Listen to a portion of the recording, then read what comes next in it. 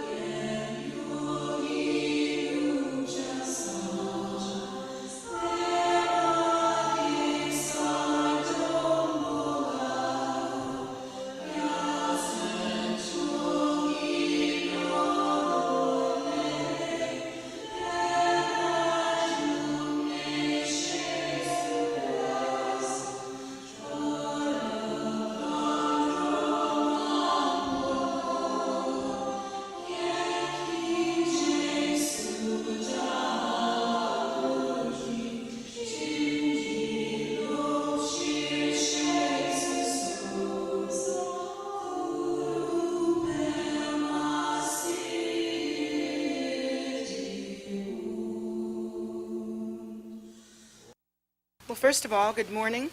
It's good to be with you and to see you again. I would like to mention that usually on Sunday mornings we do a much shorter version of the opening prayers.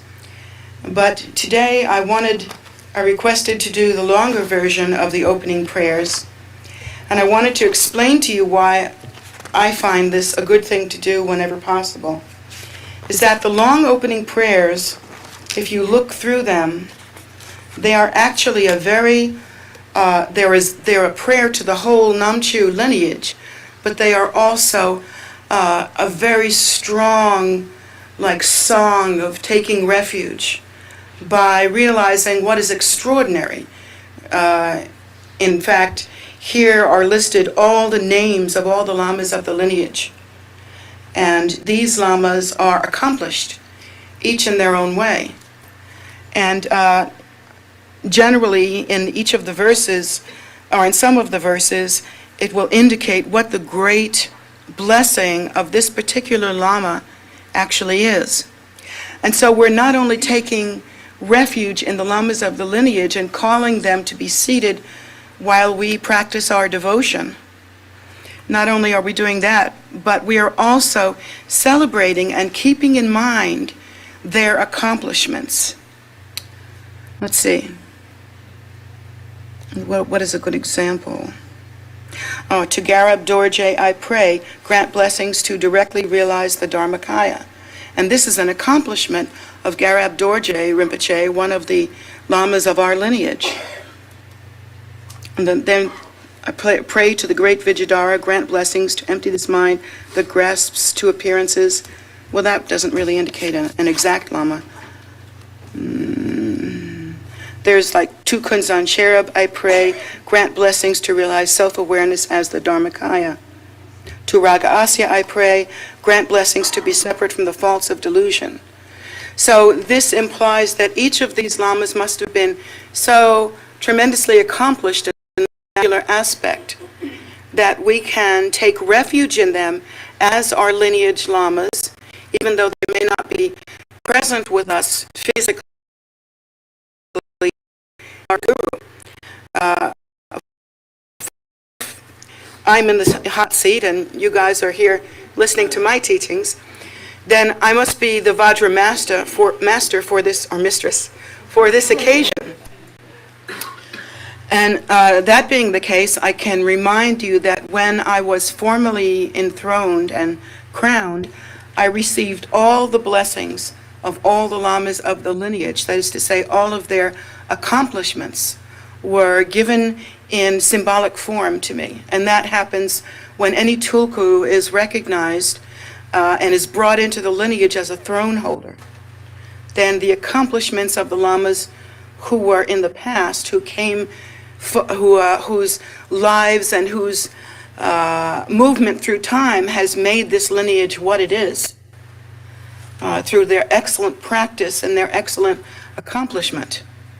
And so all of that was given to me, and that is my great good fortune and the great gift that I can offer back to you. And that's how it goes. One never has the idea to think of a person as their guru. Again, as I mentioned last week, we start there often. We think, oh, this person is pretty smart, understanding, they have some wisdom, they have some compassion, and so I'll follow that person as my guru. And as I have suggested, this is a first step. It's an okay first step. It's like sticking your toe in the water to test the temperature. But then beyond that, we realize that it is a much deeper thing that we are doing than to take refuge in a persona. We realize that what we are doing is practicing Guru Yoga in such a way that we can awaken to the qualities, the realization, and the teachings that the root and the empowerment that the root guru gives us. And that is meant to cause us to awaken to the nature that is the same as the root guru's nature. And so we use the guru as a prop, in a sense. And that doesn't sound very kindly, but in one's practice, that's where you really get down to the nuts and bolts of it. In one's practice, one doesn't use the Lama in a way that when people think of using each other, they think of somebody loses. But in this way, it's absolutely a perfected, time-established, win-win situation. In that when the student has tremendous respect for the teacher and holds the teacher on the lotus throne in their heart chakra, when that happens, the teacher becomes more to give to the student more than they had before. That is the that's the connection. By holding the Lama either above the crown of one's head during the daytime or while we are sleeping, seated on the lotus throne with this, it's that connection that we remain constantly mindful of. And so through that connection, blessings come. It's literally, borrowing the name of the practice that we love to do here, a shower of blessings.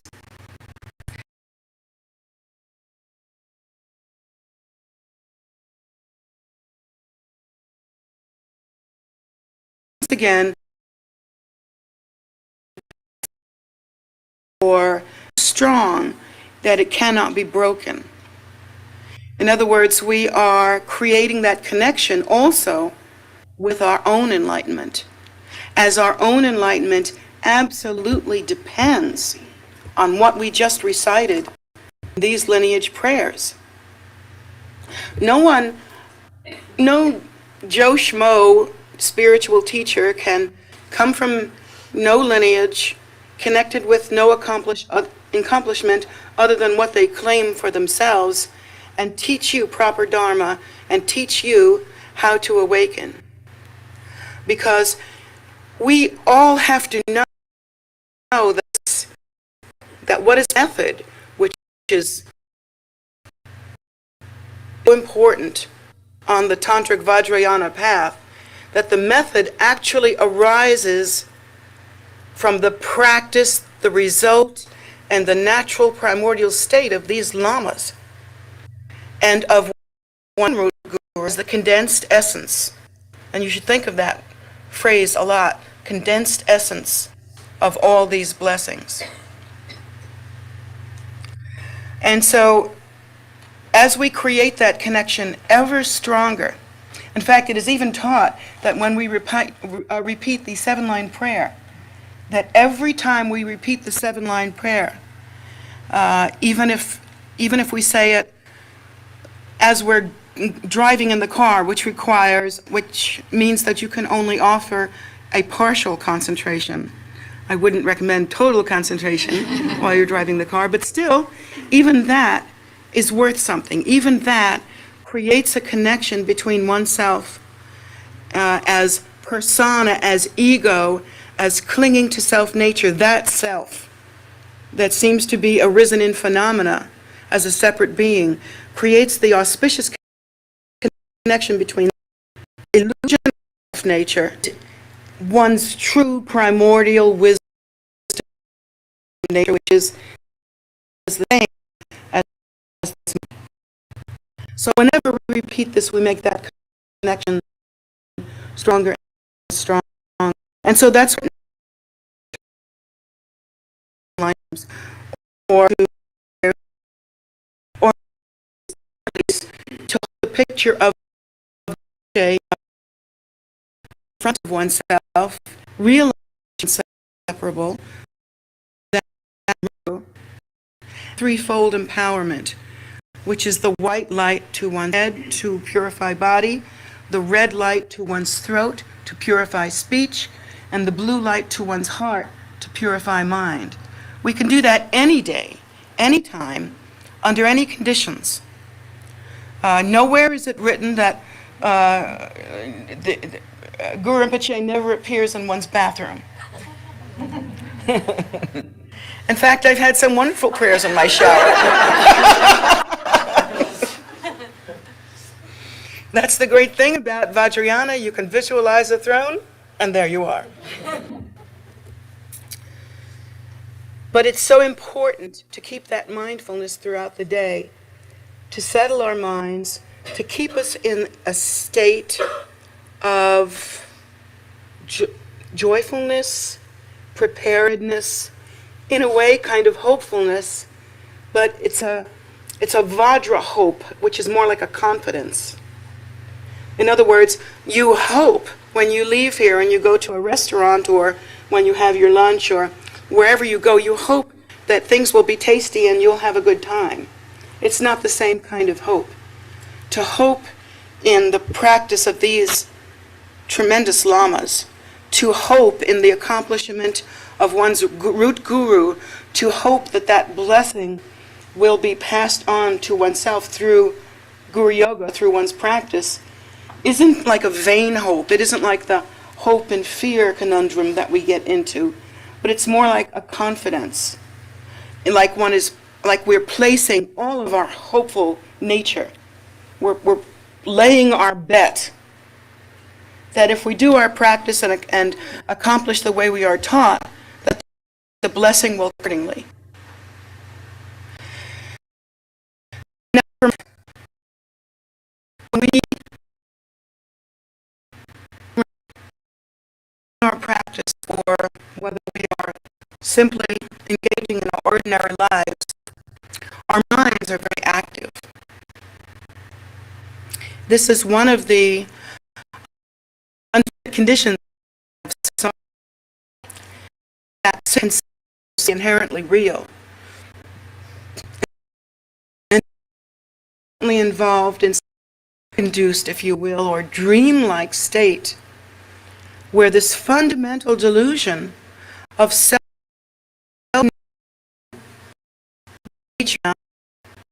being like a drug keeps whirling around in our consciousness and our brain, or in fact, the more correct way to say it is that we exist in a bubble of reflection. In that each one of us lives totally, though it seems we live in our chairs and our houses and our cars and in the world, we are our own mind stream. That is the totality of the experience that we have, is the experience of our mind stream. Literally, if you want to know what you've accomplished so far, all you have to do is study what you see of yourself now. If you can honestly say that you have certain habitual tendencies, then you don't need a psychic to tell you what you've been doing in the past. And on the other hand, if you have some excellent qualities, like maybe some extraordinary generosity, and you've been a person who has given a great deal to others, during the course of your life, then you can see where you have been in the past. Because one would have to have practiced that level of generosity or bodhicitta in order to be so habituated. So we can look at ourselves in a loving way and in an honest way without the hurtfulness and icky guiltiness that comes with a moment when we are not our own habitual tendencies and ways of being, and we want to improve ourselves. We look and see what our traits are now, and we can begin to apply the antidote. And rather than getting stuck in the idea that, oh, I'm not satisfied with the way I am now, I'm unhappy with the way I am now, I'm getting older and it looks like I'm not making much progress, and I just wonder whether I'm going anywhere, rather than hanging out in that kind of idea. When we have that kind of idea, we should immediately go to the Guru. Immediately go to the Guru and bless our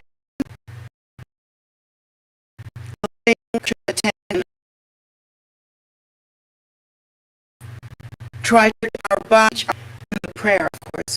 We seek empowerment, try to merge our nature with that of the Guru. We are comforted.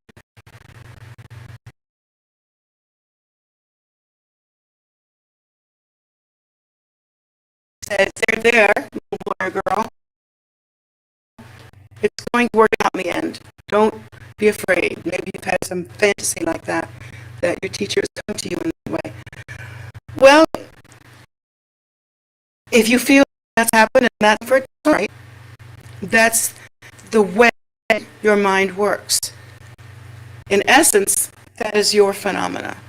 Remember that we are in this bubble that constantly reflects our own karmic traits, our own habitual tendencies that we have since time out of mind.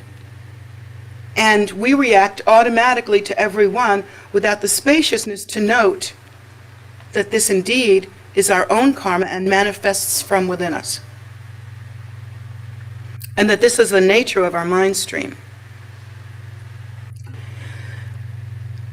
But what actually happens, and this is the best part of it, is that as we practice shower of blessings and as we practice Guru Yoga, the path or the road or the distance, if you'll allow me some diluted words, but words that unfortunately are the ones that work in our conversation.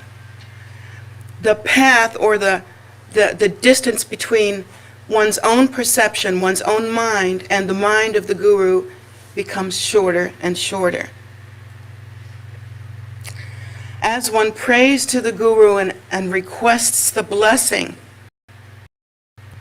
of the mind empowerment or the speech empowerment or the body empowerment that the Guru has to offer. We're like that. Inner psychic winds, chants, particularly our winds, because they are the most easy to control. Our winds become calmer. Even the heart chakra, which has 8 channels on it that are wind channels, the heart chakra becomes calmer. And the winds are moving through the heart chakra, just nicely. A little pot on simmer, the cap of the heart chakra entrance moves, just taps slightly. You've ever seen a slight boiling pot on the where it dances a little bit? And one's mind becomes like that. And as one's mind becomes calmer, we think, oh, surely this is the blessing of the Guru. The Guru has given me this blessing. Yes, that's true. That's absolutely true. What has also happened is that you have taken refuge And in taking refuge, you have, in a way, like imitated or, how should I say it? Well, literally, you have accepted the blessing that is given by the lineage lamas. And you have fulfilled the promise that you make in the 7-line prayer, which says, following you, I will practice. And every time we make that effort, we become stronger. To the degree that life, the very fabric of life itself, begins to alter. For instance, the things that we have very fragile minds. Our winds are moving so fast here in samsara with our delusion and our unfortunate habitual tendencies. Our mind is just so speedy and always self-occupying, and always throwing up movies for us to look at and voices to hear. Hopefully we're not hearing too many voices. At least if we do hear them, don't listen to them. But we have that kind of mind. The mind is always trouble, and if we let the mind continue on its own path, what generally happens is that we start getting in a whirlwind, some sort of cycle of inflammation. The mind becomes inflamed with hope and fear, with the old habitual tendencies of, I am myself, therefore I must be made happy, and I'm going to spend the rest of my life doing it. That kind of grasping, inappropriate, clinging to egocentricity and to self-nature as being inherently real. The more we do that, or the more we try to control our mind without appealing to the qualities and conditions and accomplishments of the lamas of the lineage, it's like screaming at a monkey to be quiet. The monkey will only scream back at you. And then it'll start throwing things.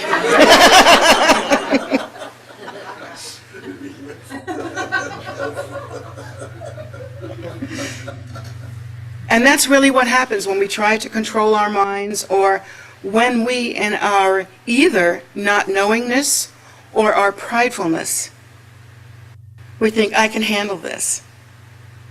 And we try to suppress our thinking or change our thinking. And what we end up doing is make all kinds of judgments about our thinking. And we end up just, again, yelling at the monkey.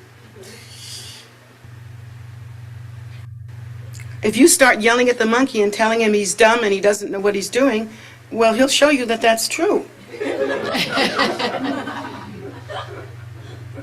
Even though I personally love monkeys. What we come to depend on then, and this is the big secret of Vajrayana, this is the rocket ship that I spoke of last week that takes us so quickly to the goal. And that is, again, we are depending and trusting on the empowerment of the lamas of the lineage and the condensed essence of all that, which is your root guru. And by the way, depending utterly on one's root guru is also a great antidote to pride. Sneaky little pride which comes in and inserts its sneaky little self into our little minds and leads us down the wrong path. Now, what's interesting is this, and I would like to explain to you something that may be a little difficult to understand. So I'll try to draw a picture in sort of a picture in space, and maybe you'll be able to see it a little bit. What I would like to tell you about is this. Each and every one of us, every single person in this room or in any room, has amazing amounts of karma. The reason why is that differently than what your corner psychic has told you. You didn't live 10 lives or 100 lives or even 1,000 lives. You have lived uncountable lives. This is what Lord Buddha himself has taught, that we lived uncountable lives, making so many karmic connections that literally anyone that you can be in a room with at some point has been your own parent or child. And so we have extraordinary amount of time that we have spent in samsara, time in which we have developed very strong and really unfathomable habitual tendencies that there's just plenty of that to spread around. And in one's life, not 1 minute does one experience that is not the result of past karma and the cause for new karma.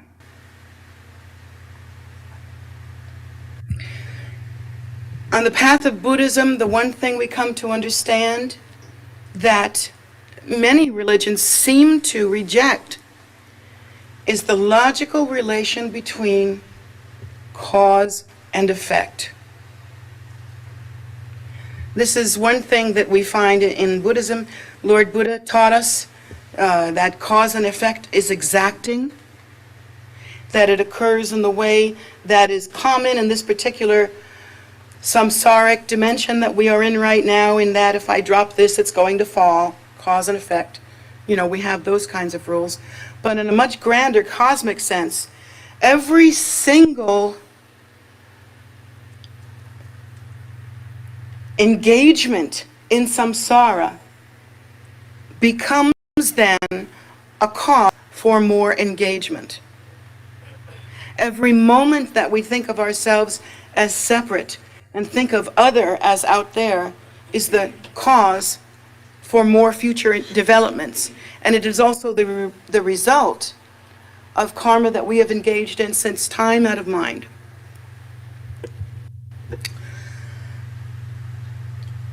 What we are experiencing right at this moment is due to a bunch of different things. Right at this moment, we are sitting here in a Buddhist temple. We are listening to, hopefully, our root teacher. That is an amazing thing. In order for that to have happened, there have to have been uncountable efforts and many prayers and many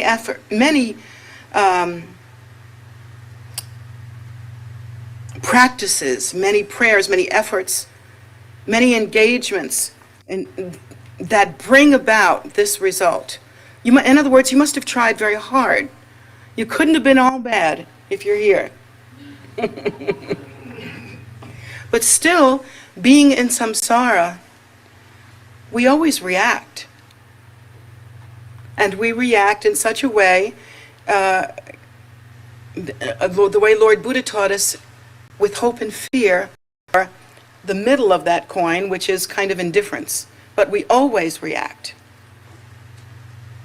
And that reaction, once again, is due to past causes and will result in future causes. When we engage on the path, well, let me get back to what we're talking about, being in the same room together. In order for this to have happened, several things have come together. Your individual karma, the blessings of the past that have brought you to this moment. But then there is a group karma. Somehow in the past, we have been together as a group before, under some condition, we don't know. But under those conditions, we created some causes. And we are creating more causes even now. And so that's what brings us to this place. The other causes that bring us to this place are, again, the lamas of the lineage and their accomplishment. Yet this is not a cause and effect relationship that arises from samsara. This is the result of the efforts that we have already engaged in, that we are to the point where we are reaching for this blessing. And so that, coupled with the enlightened intention of our gurus to return to the world again and again and again, until each one with whom we have a connection is liberated. That's how we're here. We see our ordinary causes and results ripening, and we see the extraordinary incident of these pure lamas and their glorious intention ripening or projecting itself somehow here into samsara. Look in that mirror. That mirror tells you that you are making progress, that you have made a great deal of progress, and that this is a treasure that you should never let go of. Because it takes a great lot of effort to get to that point. So again, we have all kinds of karma. We have the karma of killing, because we've killed, maybe even in this lifetime. You know, squishing a mosquito or something like that. And if we haven't done it, you know we've done it in the past lifetime. And of course there is the condition of samsara in which we kill beings all the time and don't know it. Every time we brush our teeth or, you know, do something like that, there are these little primitive forms of consciousness that are killed by that. It's the condition of samsara. One can hardly walk through samsara without causing some harm, and that's why samsara seems to be endless. But we have this shortcut, and this shortcut is just, there are no conditions in samsara that one can grab onto or hold onto or connect oneself with that will ever bring the same kind of result. Even if we were to want to, say, get our minds under control, and we were to go to a psychiatrist, well, maybe that's necessary as part of what you have to do in order to in order to ripen one's mind. Maybe that's part of what has to happen. Maybe you won't be all right until you take your medicine. But that psychiatrist or that medicine or that incident that comes from the world and can be somewhat beneficial can never bring you the ultimate result of liberation from suffering. You can never be liberated from your own mind. But you can be liberated from ordinary perception. And that can only come through extraordinary means. Otherwise, we are doomed only to perceive ordinary phenomena. Without the teachings and benefits of these great lamas of the lineage and their accomplishment that give us this door to walk through, we'll simply engage in more and more phenomena. How does it actually work? Okay, let me draw you a little picture in space. Let's say you are here, right there, okay? And let's say I draw a straight line right through you. Back there is your past. Back there is your, up ahead is your future. And there's you on a kind of time and space grid. That grid appears to be a linkage between time and space. It appears to be in a place. It appears to be at a certain time. But in fact, it is the condition of one's own mind stream. The thoughts that you have right now, the thoughts that you have in your mind, the ones that nobody sees or hears, are very important. And why is that? Because, remember, you're standing here with all your karma, past causes, future results, and you're in the middle of that. It's like a sea of cause and result that is both virtuous and non-virtuous, both meritorious and lacking in merit. all these kinds of karmas we have created. Now, when you think about Dharma, and you think about the three precious jewels, and you think about the great bodhicitta, and you think about one's Lhamo with great devotion, what happens is you are calming the field right around you in your little time and space grid. And there is a certain calm vibration, scent, whatever you want to call it. There is a certain vibration or scent or taste of that calmness, that faith, where we take refuge in the three precious jewels, that draws karma forward, and karma from the past, causes from the past, are constantly ripening. They're constantly being drawn forward, smacking you in the head right there, your little circle self. But you have this buffer around you because you're constantly praying mindfully to the gurus, grant me your blessing. Following you, I will practice. Please purify my body, speech, and mind. I offer my body, speech, and mind to you. These kinds of mindful thoughts that one practices in Guru Yoga and constantly connect oneself to the Guru. Act like a magnet, and like draws like. So around you is that fragrance of devotion.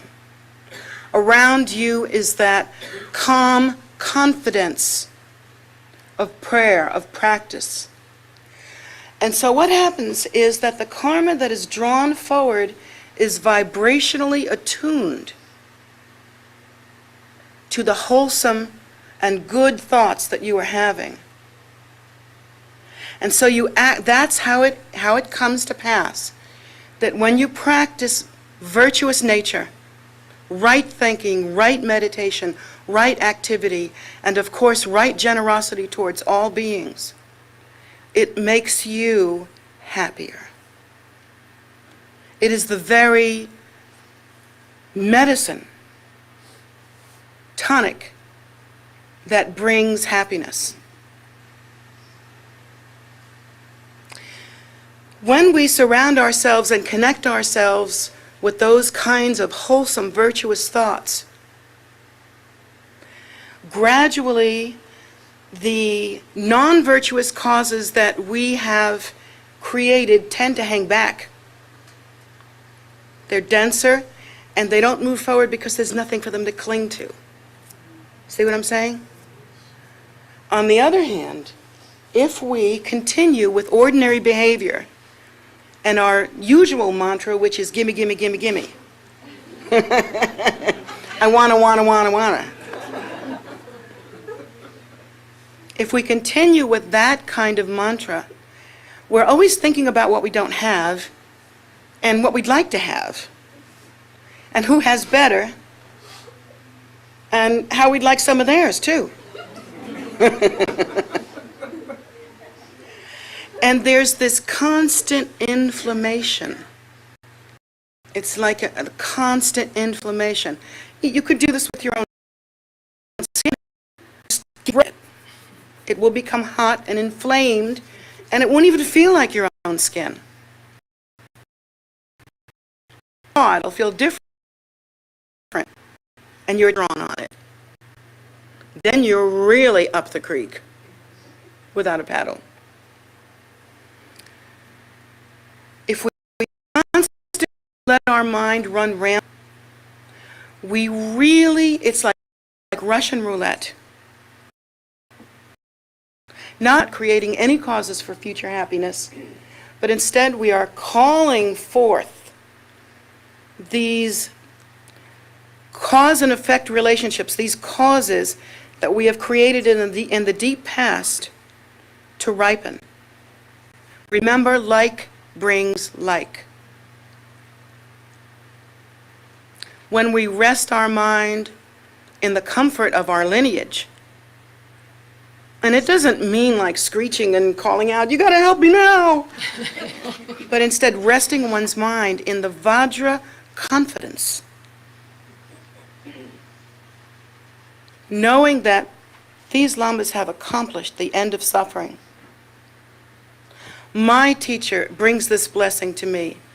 Therefore, I will practice. I will receive this empowerment. I will let the negative thoughts go. I'm not going to scream at the monkey. I'm just going to take refuge. And there's the difference. Confidence and faith begins to change our life experience.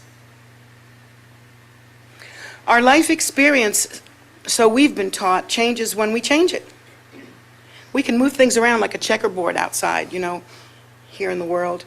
We can change our residence. We can keep on moving. We can do anything that we do that we think will bring us happiness. And maybe it works for a little while, but do you know why it works? It works because you have some silly confidence in ordinary samsaric things, and for a while you were expecting that new car to make you happy, and for a little while it does. But then, you know what happened. The other shoe drops, and the new car smell is gone, and the rust sets in, and it doesn't feel as smooth as it used to. And suddenly it's old. 3 years, it's old. If that's not impermanent, I don't know what is.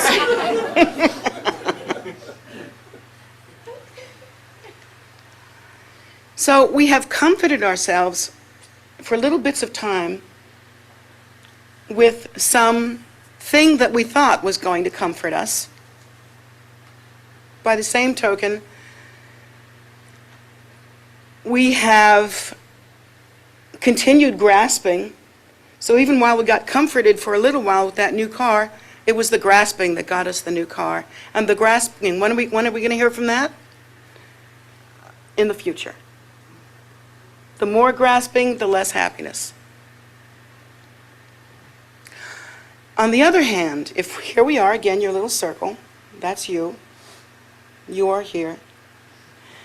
Here's your past, and here's your causes, here's your results, future results. And instead, even when things come to you that seem like sufferings, instead of allowing yourself to go on the seesaw of reaction, sure, we have to allow ourselves some reaction time because we're not zombies, but rather than remaining in that seesaw reality of reaction, we can begin to take refuge. We can call out to the Buddha, the Dharma, the Sangha. We can call out to our root gurus. We can depend on those who have sailed the ship of liberation all the way to the other side.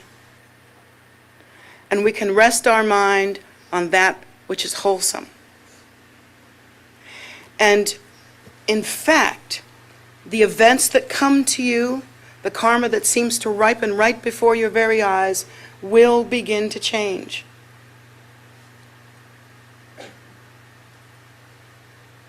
The more confidence we have, the more we begin to open our inner eyes to this beauty, and to begin to awaken to what is sacred, what is wholesome, what should be gathered as opposed to what should be rejected. As we walk this path, not just on Sundays, but every day of the week, and begin to attune ourselves to the blessing that has been offered in this banquet, slowly, slowly, our minds begin to change. And therefore, what ripens in our own mind stream begins to change. We have also created many fortunate causes in the past. Sure, we have created some darker causes, and they will come forward if they are invited to do so. But we have also created the causes for many blessings. And so the more we keep our mind and practice receiving those blessings, the stronger the connection that we make with the three precious jewels, the more those blessings will begin to ripen.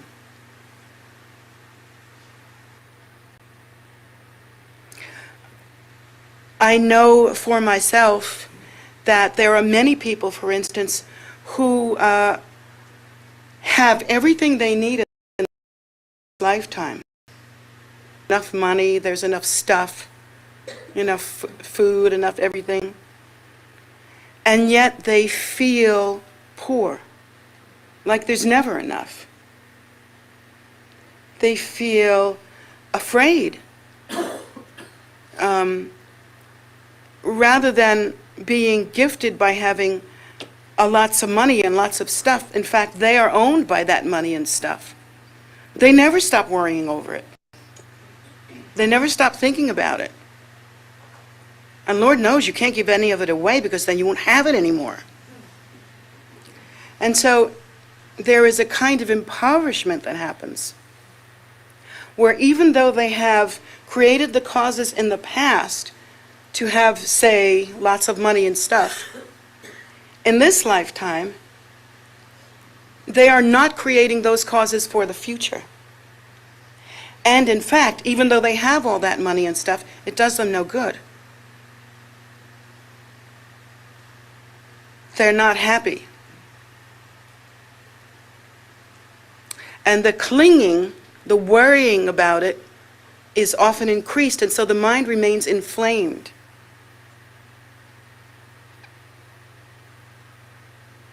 But then I know other people who have maybe some money, but not lots and lots.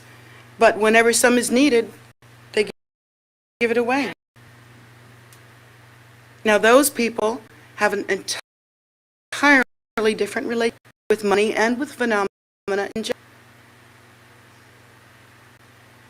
There's a lot more spaciousness in that kind of mind. That kind of mind is not ruled by fear. And where does that spaciousness or that confidence come from? Well, from these teachings and from these lamas who have accomplished enlightenment and who have said that the great bodhicitta is the way, that generosity is the way, and clinging to self-nature as inherently real is absolutely the opposite of happiness and brings an unfortunate result. So I've seen both things. I've seen perfectly healthy people who constantly are in fear of their own health. They're afraid they're not going to be healthy. And they're perfectly healthy. Of course, when you act like you're always unhealthy and you're afraid of being unhealthy, eventually you will be unhealthy. Because we all have the karma of sickness. It depends on what we draw forward. Now, New Age people and New Age doctrine, if you can call it doctrine, will say, think positive thoughts and everything will be cool. It's a lot deeper than that.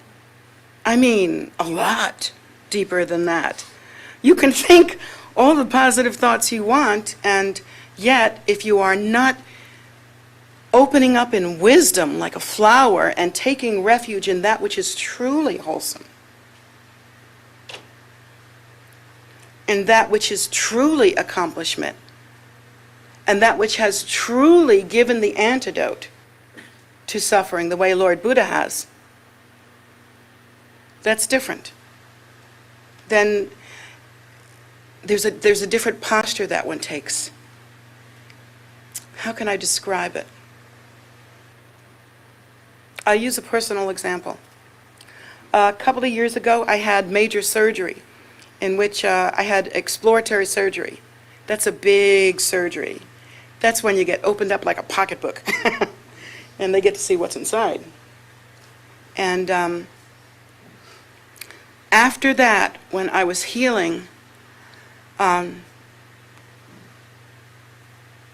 was no practice. There was no ability to practice. I couldn't sit up. The pain was tremendous. I had to take really horrible drugs in order to, pacify the pain, and yet at the same time, it also pacified my mind, too.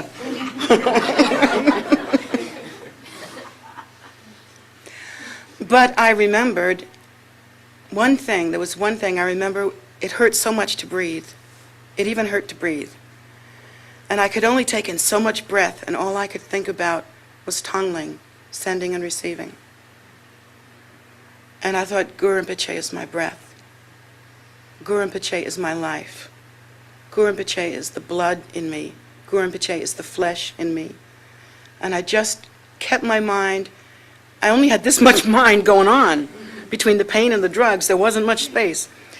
But whatever I had, I kept my whole heart, my whole concentration on Guru Rinpoche, in whom I have unquestioning courage, confidence, and who I know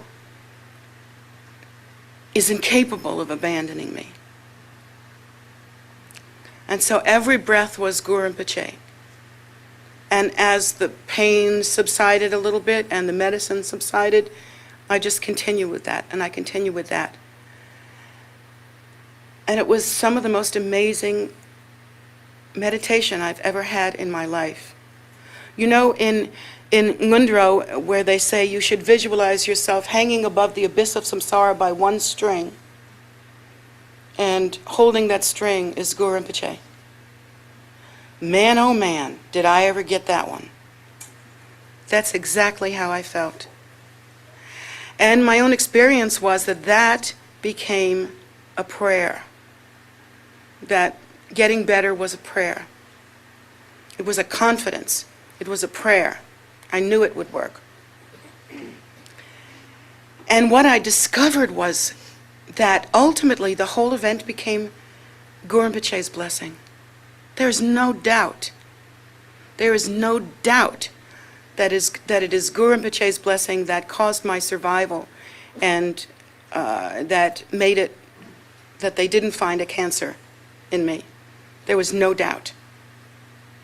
And there was no doubt in my mind that in that pain, how Guru Rinpoche's blessing was so there for me, like nectar I could drink in the midst of horror. Because it was horrible. But I could drink that nectar. Guru Rinpoche was holding me. I could feel it. I was buoyant. Whatever the sea of pain was, or sea of drugs, or sea of hospital, or whatever it was, I was buoyant, and it was Guru Rinpoche that held me up. His practice, our practice, that nature, surpasses anything in samsara. Eventually, it did turn out to be Guru Rinpoche's blessing in every conceivable way. And my attendants, ordinary women with the good karma to be with their teacher, became like saints. They mothered me. They took care of me like my own mother never took care of me. I was so sick, I would have these fevers and weird sweatings and stuff from the inflammation in my stomach, where I'd have to change the sheets 3-4 times a night. Terrible times of just terrible times. And they would pick me up, they would undress me, they would help me they would help me like I was a little baby. They would dress me, they would put me back to bed, they would not sleep on their own so they could watch me sleep. And I thought to myself, this is the very heart of Tara. These attendants, I am humbled that through them Tara has come to bless me. And in my mind, my attendants became Tara. The holiest of women. And to see them become Tara, and to think, gosh, I should be sitting on the ground and they should be up on a throne. I mean, that's how I felt. I felt so humble from being treated so kindly like that, that it was one of the most beautiful experiences I've ever had. I didn't know that ordinary sentient beings could be filled with such caring and kindness I never saw it before, not in my growing up. And it took my being this sick to see it. And then it turned out to be a blessing in the most marvelous way, because when I was recovering, I kept trying to go back to work and start teaching, and I just couldn't. I was just not ready.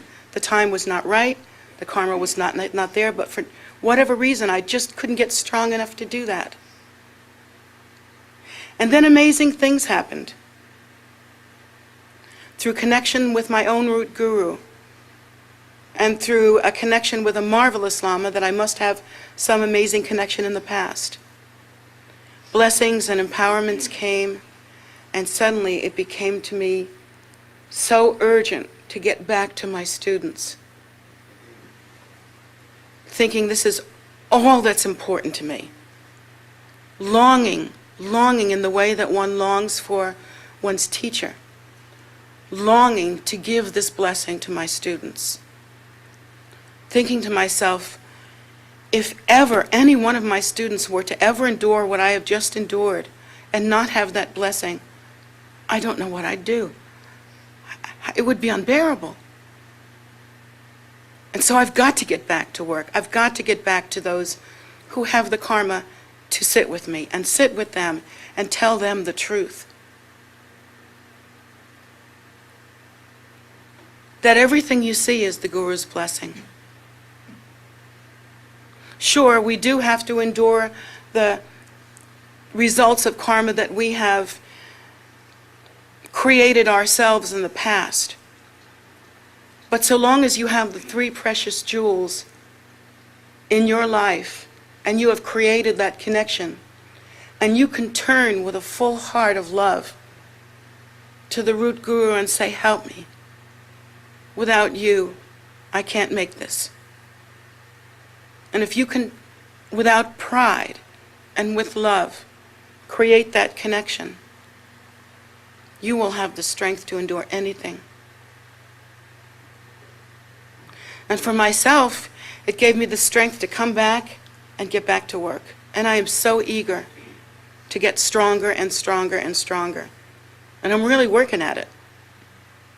Through practice and through holding the mindful intention that my teachers have.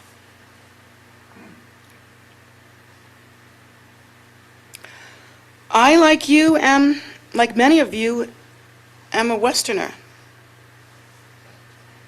And we don't know the lesson that we can depend on the three precious jewels. Or we're told there's stuff that we can depend on. But there's no idea of taking refuge in anything here in samsara. We're told that if we get a marriage or get a car, get a house, or get things, that we'll be happy. And we try to take refuge in that because we know that there must be some way to be happy. And we want to be happy, just like all sentient beings. We really want to be happy. And so we try to deal with what we've been taught so far. But when we connect with the three precious jewels, and we realize that this is a dream of our making, and there is an awakening, and that awakening is our nature.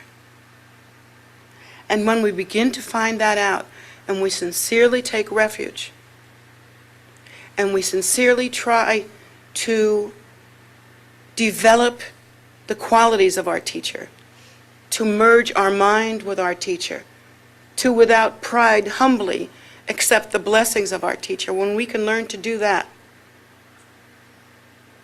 even the sufferings in our lives, they are such that, like a leaf that floats on the surface of the water, because of that treasure of the three precious jewels, it's like we have no weight. We are buoyant. It is the Guru himself that holds us up.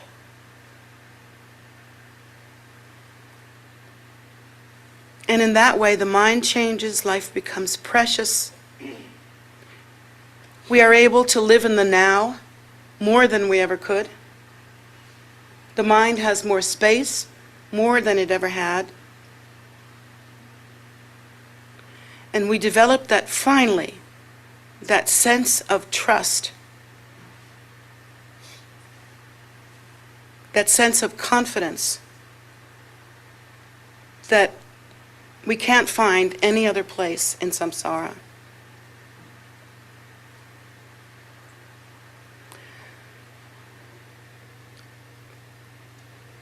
I depend utterly on the accomplishment of my predecessors. Without their accomplishment, without this lineage untouched and perfectly complete remaining in the world, without fault and without flaw, I cannot hope to be confident. And we should all think like that. This noble family is part of our mind. And we should trust and have confidence in their capabilities. Each one of these lamas were on the very precipice of enlightenment in any of the lives in which they were born because of previous accomplishments. And they returned to the world and they accomplished Dharma again for the sake of sentient beings. That's what they do. They don't come because they have to learn or because they themselves are twisting on a string in samsara. They don't come because there are karmic relationships that must be satisfied or that must be brought to fruition like that. They come with one intention, and that is to be the very display of the great bodhicitta in samsara. And on that you can rely.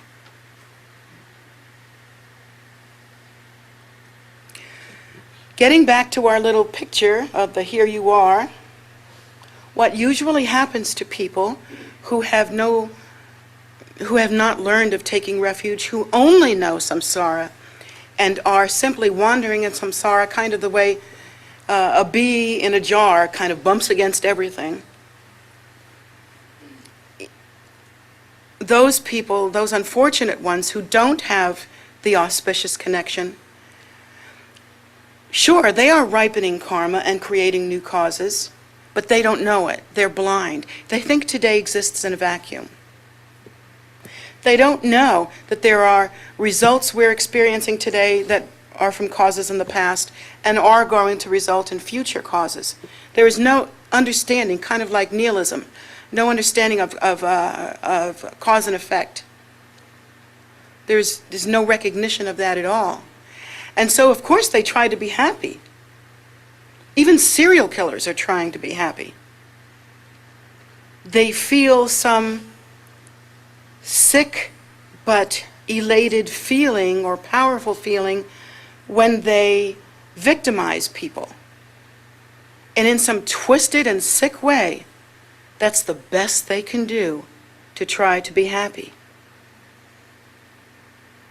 So they're not so different from us, except that they are completely closed and ignorant. No awareness of their own nature and no aware of any other nature. Only some crazy, sick, perverted way of trying to gain power or happiness or something. And each of us tries to be happy when we get married. We try to be happy when we go out for recreation. We try to be happy when we go to a movie. We try to be happy when we exercise. We try to be happy when we do everything. We're always trying to create the causes of happiness. And so for ordinary people that have no connection with the path, the things that they do to create happiness are pretty mixed. You might grasp onto a bunch of things like some relationship. And of course, all you're doing is creating more grasping, which in the future brings an unfortunate result. But you might be running after that elusive dream thinking, I've got to have it, I've got to have that relationship, or I've got to have that money, or I've got to have that whatever that is out there. And of course, there's only creating more suffering. And with that aura of grasping and lack of control all around oneself is that inflammation, the inflamed mind. I've got to make things the way they have to be. I've got to arrange things so that I'm happy. I've just got to, we become like little control freaks, trying to control the incidents in our lives to make some kind of happiness. And what we do is when we have that happiness, the vibration of that is so mixed that it pulls forth all kinds of unhappiness, all kinds of negative karma. The vibration that we surround ourselves with ripens whatever we have from the past, and we have everything. So by being ignorant of the causes of happiness and being unaware of that which is our true primordial nature, that which we consider the Lhamo to be the condensed essence of, without that effort to merge, to know, to awaken to that, we're constantly creating an ordinary, graspy, needy, inflamed mind stream around us, in a sense, that is drawing forth suffering. And by having these ordinary thoughts and thinking only of what makes me happy can actually shorten one's life.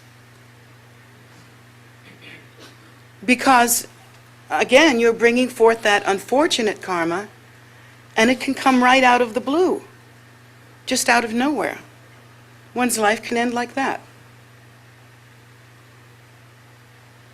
And I know that there are so many cases where a person just drops dead, and many times they don't even know why.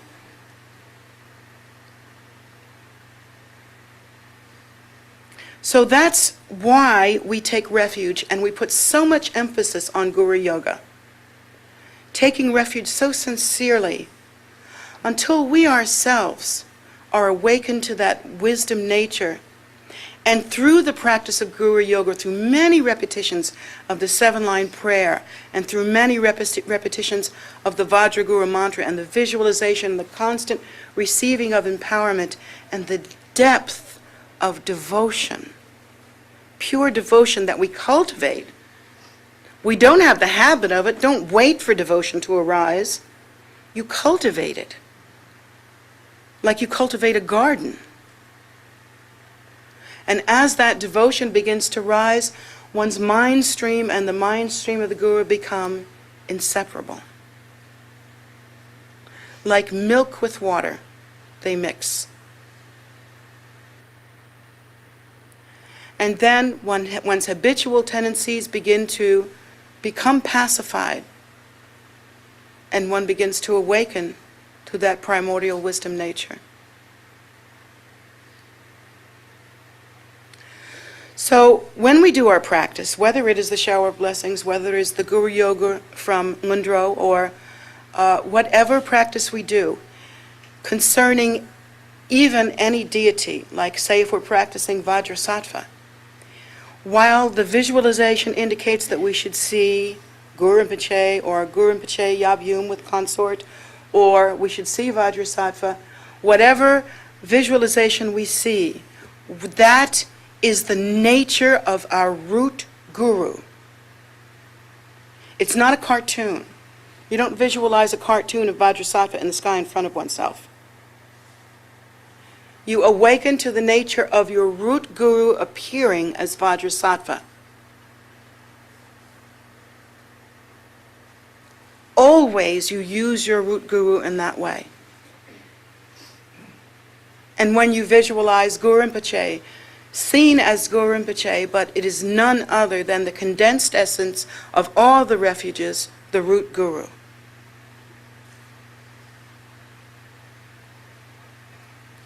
And so you constantly, mindfully, and lovingly, and with pure intention and devotion, Following you, I will practice. Become one with the nature of your guru in whatever form. And that is literally the great ship of liberation that crosses the ocean of suffering in order to reach the precious awakened state.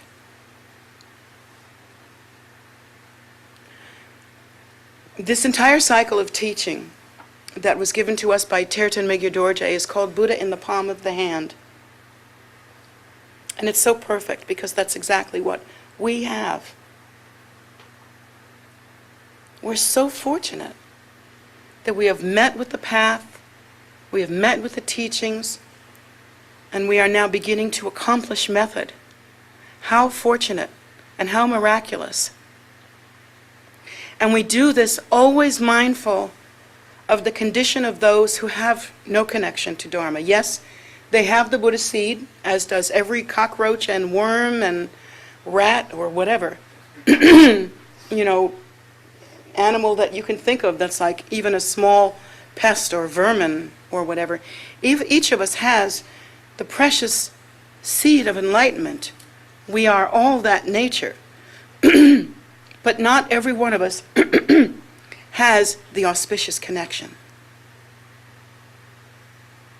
And so as we have this auspicious connection, it is our duty to take hold of this precious path, to accomplish the method, to become one in body, speech, and mind with the nature of the Guru, to be one with the three precious jewels for the sake of those sentient beings with whom we have connection, so that in the future we may benefit them.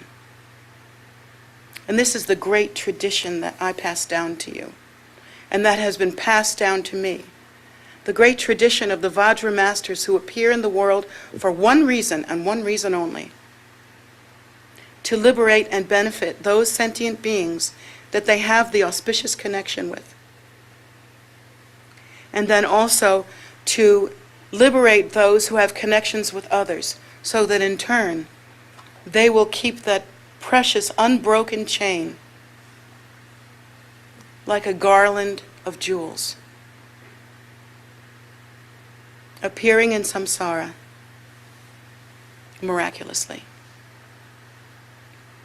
And so please take these teachings to heart. When you walk throughout the day, please never be separate from the gurus.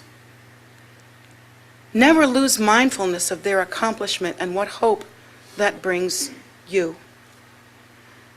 Never lose mindfulness that the method has appeared in the world.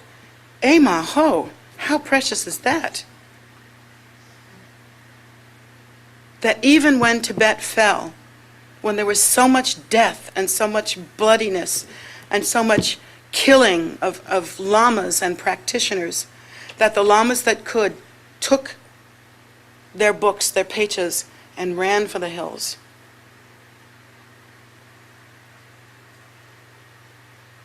Like my teacher did. And if he hadn't done that, it would have been lost.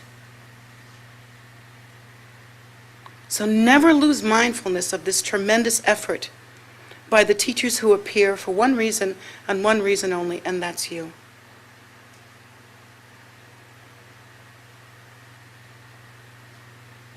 Remain within the circle of their blessing and watch your life change.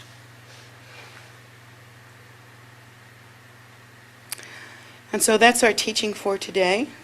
And yeah, that's it.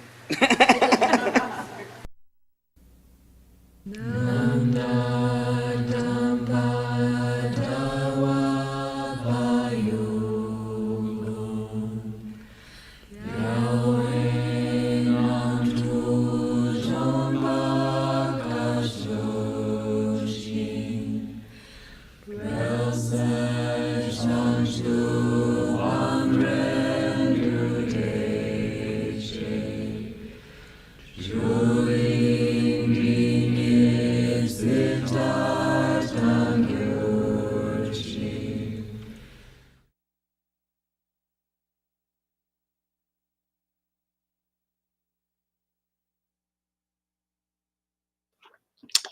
thank you so much for joining us and coming to these teachings. Going forward, the teachings of Jetsunma Ahkon will be shown on Sundays, just like now at 1 p.m. And these are pre-recorded, so you can also view them on again, or watch the pieces that you might have missed. And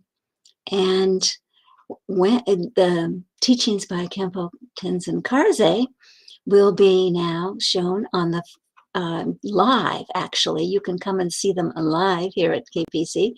But the first and with Kay on the fourth Wednesday. There was previously the other time for Jetsunma, but that's perfect for Khenpo. And so here we go. Full weeks of teachings. Enjoy. And you can find that online. You can register, get a teaching, and it continues through the months, and you can just watch. And then we also have the audio recordings, and when possible, the videos. They come later. Those will be there for you later, but you can anyway catch up, which most of us need to do in our crazy lives. We also offer meditations on Saturdays and Sundays at 10 a.m. Medicine Buddha on Facebook at the end. Food offering ceremonies every day at various times. Check the calendar online. The calendar is on, the easy way to get to the calendar is to go to Torah.org, scroll down to the bottom of that page, and find the page that says webcast/calendar. Click on that, and under the webcast, you'll find the calendar. That's the easiest way I can tell you to get there. And so you can find there, and you click on the event you're interested in, and you'll find the way to get to it, like what venue is it? Is it on Zoom? Is it on Facebook? Is it on YouTube, whatever? And how do you find that? What is the link? You can also find a link to the practice, if as we say, it's a practice we're doing, so that you can follow along in the practice and join us. Okay, all set? Today at 4 p.m., we will have a Rigsendu Pasuk, and that will be live at the Guru Rinpoche statue. And so it will also be on Zoom, and if possible, we will boost it to Facebook, okay? So all good, and join us, and we will be there, okay? Thank you so much. Come back soon.